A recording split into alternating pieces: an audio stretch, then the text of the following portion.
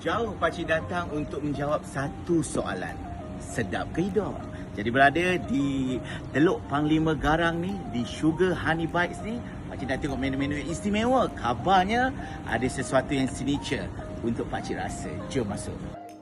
Cafe hipster pun ada juadah-juadah tradisional yang membangkitkan nostalgia kita untuk menghayati keindahan makanan-makanan tempatan. 3 menu yang pakcik pilih, antaranya adalah yang pertama, best seller iaitu laksa Johor. Kita ada set bubur ala Johor dan juga rojak buah. Ada kopi yang ala-ala barista, memang nampak cantik. Pertama kali pakcik tengok susunan laksa Johor ni ada 4, kita letak sini. So kita gaulkan sikit. Tapi kan pakcik nak rasa kuah dia dulu macam mana. Sebelum kita gaul, kita nak rasa kuah dia dulu. Kuah, bismillahirrahmanirrahim.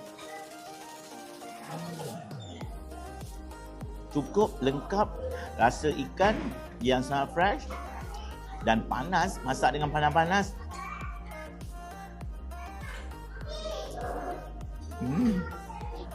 Rasa bumbu kantan membangkitkan lagi rasa laksa Johor.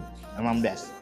Menu seterusnya adalah menu set bubur ala Johor. Seperti biasa, kalau bubur ni memang kena ada kangkung, kena ada ikan bilis, kena ada cili, ada bawang dan juga ada limau dan ada telur masin, kacang dan lobak asin. Yang paling special dia punya cili dia. Bismillah. Lengkap dia punya nutrisi dia ni. Okey. Wow. Tak sabar pakcik.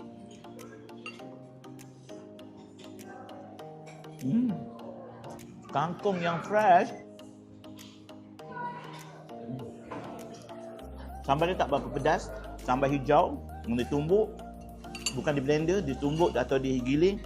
Cukup bagus. Dan rasa bawang, aroma bawang tu yang betul-betul blend, kena campurkan semua, baru boleh nikmatnya rasa set bubur ni. Memang menarik. Saya pakcik, ini memang favourite pakcik. Portion sangat besar, memang boleh makan seisi keluarga. Kalau pakcik makan seorang pasti puas. Pencuci mulut iaitu rojak buah ni menjadi satu kemestian. Kali ini kita makan buah untuk lebih berkhasiat kan. Jadi pakcik makan ya. Cuba makan rojak buah.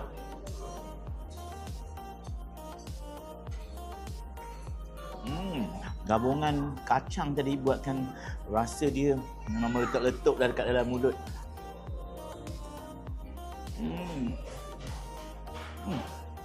Tergigit cili tu rasa macam pedas-pedas manja. Memang kuah dia pekat,